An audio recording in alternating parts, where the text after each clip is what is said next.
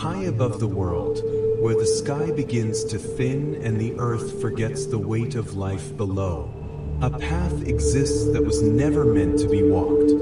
It clings to the bones of the Himalayas, carved not by comfort, but by devotion. A narrow line of survival etched into vertical stone, suspended between existence and the endless fall beneath. And along this impossible path, they walk. Simple Buddhist monks, not as travelers, not as wanderers, but as keepers of something far older than the mountains themselves. The procession does not begin. It does not end.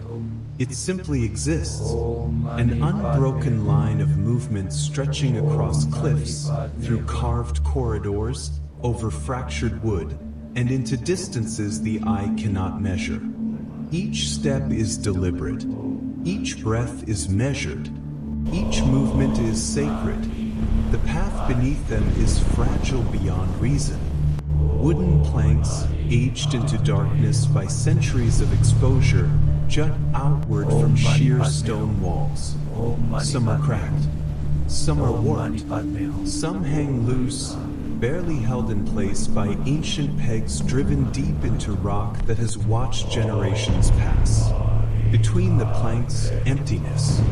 Below, there is no ground, only clouds, a vast ocean of silence drifting far beneath their feet. The monks do not look down. They do not hesitate. They walk. At the heart of the procession, carried on long beams worn smooth by countless hands, rests a sacred palanquin. It is heavy, not just in weight, but in time. Carved wood darkened by age. Edges softened by centuries of touch. Every surface bearing the quiet imprint of devotion repeated across generations. It does not belong to this moment. It belongs to all moments. And it must be carried forward, always forward. The monks who bear it move as one, their shoulders aligned, their steps synchronized. Not a single motion wasted, not a single rhythm broken. Because here, imbalance is not forgiven. A single misstep is not a stumble. It is disappearance. The path narrows. The mountain presses inward. Above them, a massive overhang leans outward, forcing the procession to compress against the rock. The wooden planks here are thinner, older. Some bend under weight. Others creak silently, their weakness visible in every strained fiber. Snow clings to their edges. A thin dusting, beautiful and deadly. It settles into cracks, hides instability, turns solid footing into uncertainty. The monks step anyway, slowly, carefully, without fear, because fear has no place here, only purpose. Behind them, the line continues. Monks emerging from distant ledges, from carved tunnels hidden deep within the mountain, from shadowed corridors where light barely reaches. Ahead, the path curves out of sight, vanishing behind a jagged wall of stone. But the procession does not question what lies beyond. It never has. It never will. Because this journey is not about destination. It is about continuation. Across the abyss, a suspended crossing appears. A narrow stretch of wood bridging two sections of cliff. It hangs over nothing. A skeletal path. Planks uneven. Spacing irregular. Some boards missing entirely. Gaps wide enough to swallow certainty. The monks approach without pause. The sacred structure does not waver. Step by step they cross. The wood shifts beneath them. The height presses against the senses. The emptiness pulls at the edges of awareness. But the rhythm remains. Steady, unbroken, unshaken. Far below, clouds drift in silence. No sound rises from the depths. No echo returns. Only the faint murmur of voices above. Mantras whispered with breath so controlled they barely disturb the air.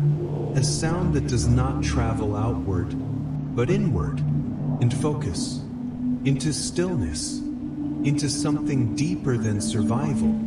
Beyond the crossing, the path climbs, not in steps, but in fragments, rough stone shelves, short stretches of timber, broken transitions, each section demanding attention, each movement requiring precision. The monks ascend, not quickly, not forcefully, but inevitably.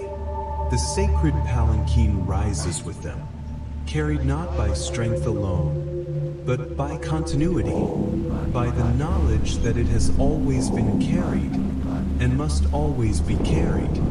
Snow gathers more thickly along the higher ridges. It clings to the stone, settles into ledges, collects in quiet corners where wind does not reach. It softens the mountain's brutality, but does not hide it. The cliffs remain absolute. The drops remain endless. The danger remains constant. So they walk. The procession bends around a vast rock formation. For a moment, the path disappears entirely, only to reappear again on the other side, revealing more monks, more movement, more continuity. The line is longer than sight can contain, stretching across the mountain like a living thread, a connection between places unseen, between moments uncounted, between lives that have come and lives yet to come. The path changes again, now a narrow carved corridor, stone on both sides. Ancient. The air feels heavier here. The sound of footsteps echoes softly, contained, focused. The monks move through it without breaking formation. The sacred structure passes through shadow, through silence, through time itself, and then light returns. The corridor opens onto another ledge, higher, more exposed, more dangerous. The planks here are worse, older, more broken. Some tilt outward, others dip under pressure. A few are nothing more than fragments, barely enough to support a foot. Yet the monks continue, because stopping is not an option. The procession cannot pause. It cannot turn back. It cannot hesitate. It can only move. Forward, always forward. Above them, the peaks rise, jagged, cold, untouched. Below them, the clouds stretch endlessly, a shifting expanse of white. No landmarks, no reference, no sense of distance. Only depth, only silence, only the reminder that nothing exists beneath them except absence. The sacred Palanquin remains steady. It does not sway. It does not falter, despite the terrain, despite the height, despite the impossibility of the path. It moves with certainty, because it has always moved this way, because it always will.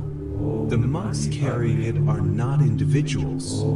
They are part of something continuous, something larger than themselves.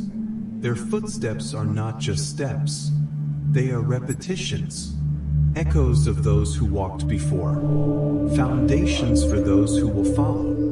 The path bends again, this time downward, a descent along a fractured ledge where wood and stone merge into something uncertain. Each step is lower, closer to the abyss, closer to the edge. The boards here are thinner, more unstable.